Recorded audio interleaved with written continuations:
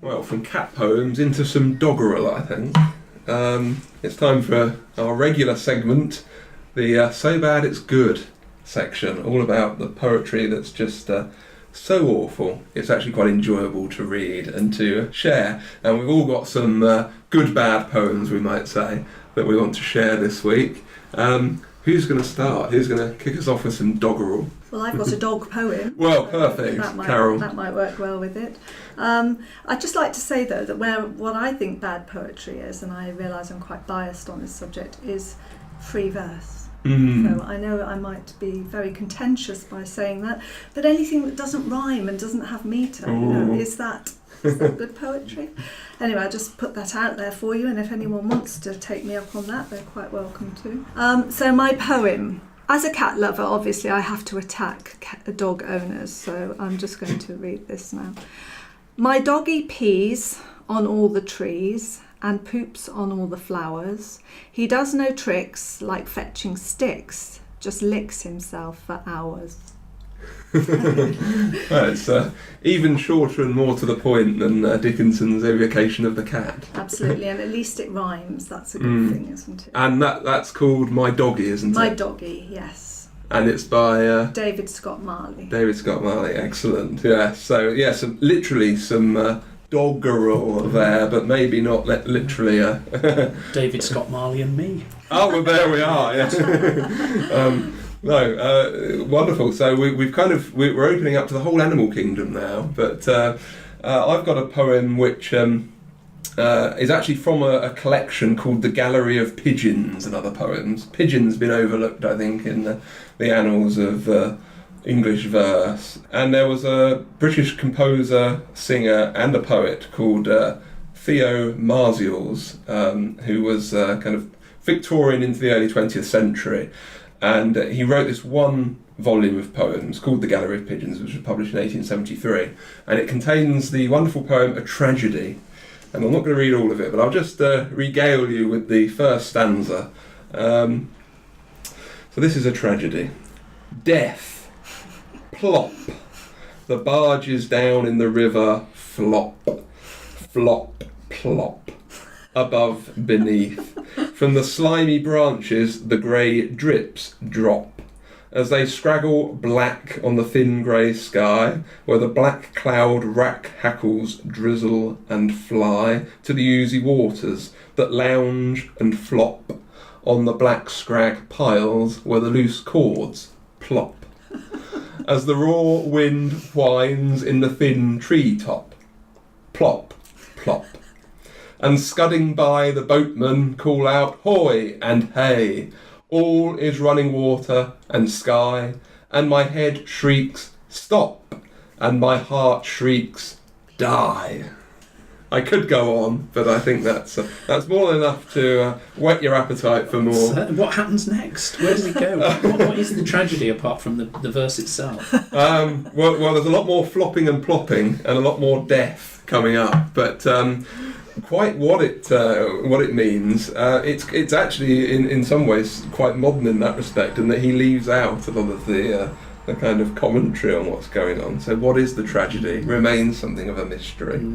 You can see his background in music hall songwriting, with those kind of contrived rhymes and internal rhymes in some of the lines. Yes, and it's quite fun to read out actually, with all those plosives, all the P and the flop and very much the era of popular reciting.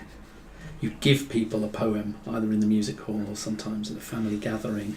It lends itself to that kind of dramatic recitation. Yes, and it is. Although he was a singer and a composer, that's very much a poem to be recited, isn't it? To enjoy. Enunciated. Yes, yeah. I just want to read just a brief excerpt from another of his poems from the same volume. Sticking with if it's as bad. Well, the Athenaeum certainly seem to think so when they reviewed this volume. And this is bringing in another animal, actually. This is the trout. It's a much longer poem, but this is just 5 lines from it. All is a grey, and the sky is in a glimmer as ever a sky should be. silvery grey with a silvery shimmer, where shimmers the sun in the hazes a shimmer, the shimmer of river, river a shimmer. And the Athenaeum, when they reviewed this, said, "We must say that the repetition of the same word 5 times in 3 lines shows a certain want of familiarity with the language in which he writes." So that's burn, I think, is the word, isn't it? That's got to sting a bit. But we've moved on from dogs to pigeons and to trouts. But what other good bad poems have we got? We can now have wasps. Yes, we haven't covered insects. Or a wasp, the wonders of arthropod-themed poetry. This is a poem by the Scottish poet John Davidson, and it's rather unfair to include him in a bad poetry section, because in the 1890s and early 1900s Davidson was very popular and quite successful, and he was even in with an outside chance of becoming poet laureate. But things took a bad turn in the final years of the first decade of the 20th century. Davidson became obsessed with the relationship between prose and poetry, and he began to write prose and then chop it into lines of poetic length. I think Carol will have something to say about this. So it's a kind of blank verse which isn't proper blank verse. It was called by its critics Davidsonese. And in this poem, The Wasp, Davidson manages to do Davidsonese in a kind of mock 18th century description of a wasp trapped in a railway compartment or a train compartment. Words fail me. Here it is. The Wasp. Once as I went by rail to Epping Street, both windows being open, a wasp flew in. Through the compartment swung, almost out, scarce seen, scarce heard, but dead against the pane entitled Smoking, did the train's career arrest her passage. Such a wonderful, impervious transparency before that palpitating movement had never yet her airy voyage thwarted. So she's flown into a window. Yeah. Undismayed, with diligence incomparable, she sought an exit, till the letters like a snare entangled her, or else the frosted glass and signature indelible appeared the key to all the mystery. There she groped, and flirted petulant wings, and fiercely sang a counterspell against the sorcery, the sheer enchantment that inhibited her access to the world, her birthright. So visible, and so beyond her reach. Baffled and raging like a tragic queen, she left at last the stencilled tablet, roamed the pane a while to cool her regal ire, then tentatively touched the window frame, sure-footing still, though rougher than the glass, dissimilar in texture, and so obscure. Now that is a tragedy. Yes. It's extraordinary. It's oddly gripping though in its way, because it's such a kind of a small and rather unpoetic premise. Yes, and brought to us in such grand language. Yes.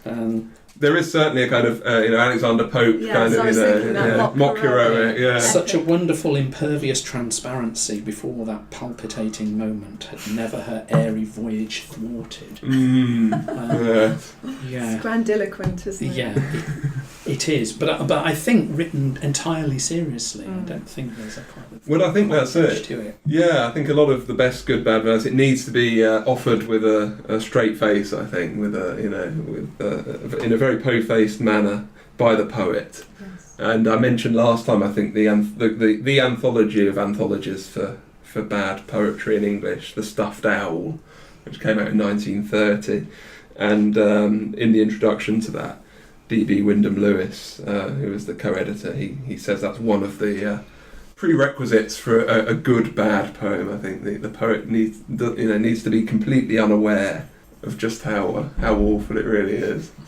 So a tragedy. I think Marzials, did offer that seriously as a tragedy, but it's instead a terrible, terrible comedy, unexpected comedy. Yeah. Plop and flop as a reiterated rhyme. Yes. It lacks tragic grandeur. It's not the only thing it lacks. So yes, do send us your suggestions for good, bad poems that you think we should feature in a future podcast. And you can send those to @Loughborough English on Twitter. So we look forward to your suggestions.